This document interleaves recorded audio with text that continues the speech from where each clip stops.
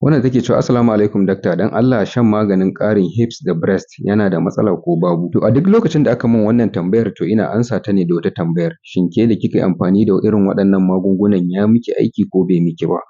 To a mafi akasarin lokaci ba na samun wata gamsasshiyar amsa. Abin da ya sa nake amsa irin wannan tambayar da wata tambayar shi ne saboda na san irin waɗannan magunguna ba na asibiti ba ne, so ba ni da wani ilimi a kansu. A mafi akasarin lokaci za ku ga 'yan kasuwa ne kawai suke cin karensu ba babbaka. Idan kuma irin waɗannan magungunan na asibiti ne to mostly za ku ga sha-ka-fashe ne da kuma na ƙarin cin abinci, wanda ba an yi su ba ne don wannan aikin. A bincike da aka yi a baya ya nuna cewa babu wani scientific evidence da ya tabbatar da cewa irin waɗancan magungunan suna aiki ɗin. To amma me idan akwai wadda ta taɓa amfani da wani magani wanda ya sa iyaka mamanta ko mazaunanta ne kaɗai ya ƙara girma ban da sauran jiki, sannan kuma bai cutar da ita ba, sannan kuma ya zamana aikin ya zamana permanent ne ba temporary ba, to sai ta yi mana bayani a comment section sai mu ƙara ilimi. Amma fa ku ji tsoron Allah ku sani duk maganar da za ku yi iya maimaita ta a gaban Ubangiji, kuma sannan ba tallace-tallace na ce a zo a yi min ba.